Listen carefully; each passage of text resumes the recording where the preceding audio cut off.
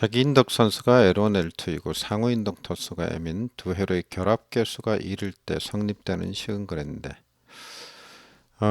이렇게 되죠. 공식이 상호 인덕턴스 M은 결합계수 K에다가 루트 L1, L2죠. 근데 L1, 이 K 값이 1이라 그랬으니까 의미가 없는 거고 루트를 베끼면 여기에 제곱이 붙죠. 그래서 M 제곱은 L1, L2. 그래서 4번이 정답입니다. 이 상호 인덕턴스 좀 얘기를 좀 해보면요. 우리가 변압기를 생각하면 변압기에 이렇게 1차, 2차가 있죠. 1차가 있고 2차가 있죠. 1차에 전류가 흐르면은 이제 역기 전력이 발생하죠. 여기서 이제 E1이 발생을 하고. 자, 2차 측에서도 E2가 발생을 하게 되죠. 그랬을 때 E1은 우리가 어떻게 표현할 수 있냐면 마이너스 L1 마이너스 붙이는 건 이제 렌즈의 법칙에서 나오는 얘기죠. 이제 dt분의 di 이렇게 오겠죠. 1. 그러니까 자기 거에 의해서 발생을 하는 거죠. 그러면 E2의 입장에서는 어떻게 될까요? E2는 자기가 전류를 흘린 게 아니죠. 1차 측에서 흐르니까 얘는 그냥 뭐 거저 흐르게 된 거죠. 그죠? 거기에 대해서 흐르는 거기 때문에 이렇게 표현할 수 있죠. 뭐 dt분의 D 전류가 와야 되는데 2차는 전류가 인가된 게 없어요. 그죠? 변압기에서 1차에서만 인가돼. 그래서 I1이 됩니다. 그리고 나서 여기 인덕턴스가 와야 되는데 인덕턴스가 어떻게 돼요? 상호 인덕턴스가 이렇게 오는 겁니다. M이. 그러니까 여기서 M이 의미하는 거는 상호 인덕턴스인데 자기 자체적으로 L 값이 아니고 이 이원 쪽에서 보내진 거잖아요. 그런 걸 상호 인덕턴스라고 그러죠. 상호 인덕턴스. 그래서 이제 M이 들어간 겁니다. 쉽게 얘기하면 이제 자기 게 아니다 이렇게 생각하시면 그냥 간편해요. 이제는 반대로 생각해 보겠습니다. E2 쪽에서 전류가 인가가 돼서 전류가 흘러서 1차 쪽으로 보냈다고 해보요. 그러면 1차에는 이제 전류가 인가가 안 되는 거죠. 그렇게 하면 어떻게 되냐? E2는 어떻게 되냐면 이제 L2겠죠.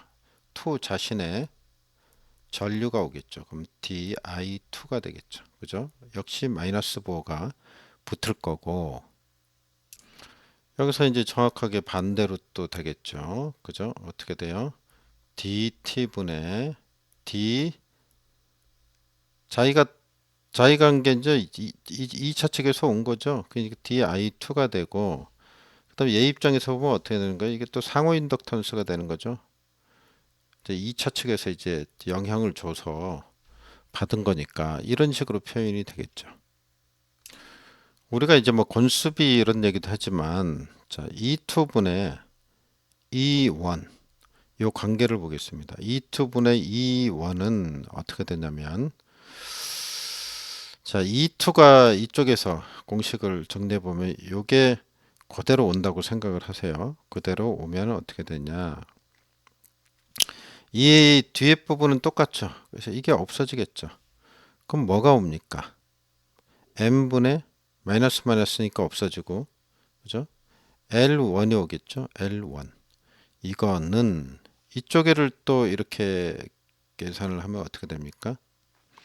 위에 역시 이게 없어지고 M 이렇게 올 거고 그 다음에 L2가 오겠죠. L2 그러면 이거를 정리하면 어떻게 됩니까? 대각선으로 곱하면 이 부분을 정리를 하면 이 부분을 M제곱은 L1, L2가 되겠죠. L1, L2가 되겠죠. 그죠? 그리고 나서 어떻게 해요? M을 없애면 루트가 붙겠죠. 루트. 식이 만들어지죠. 근데 여기다 이제 결합계수를 곱하는 겁니다. 여기에 결합계수가 들어 K가 써 있잖아요. 공식에. 결합계수는 뭐냐 이런 얘기인데 예를 들어서 뭐 1차 측에서 2차 측으로 자석이 세교가 된다 그러면 전부 가는 게 아니죠. 100% 가는 게 아니잖아요. 뭐 새 나가는 놈도 있고 손실도 생길 거 아니에요. 그러니까 결합 정도에 따라 틀리겠죠. 그래서 이 결합 계수가 들어가는 겁니다. 그래서 이거를 정리를 해보면 어떻게 되는 겁니까? 식이 이렇게 되는 거죠. M에서 M은 결합계수가 오고, 그죠? L1, L2의 관계가 성립된 거죠. 이제 이런 식으로 이제 식이 만들어진 거다. 이렇게 좀 이해를 하시면 좀 쉽지 않을까? 자기 인덕턴스가. 자, 이렇게 해서 자, 어떻게 해서 이 과정이 나왔는지까지 좀 생각을 해봤습니다.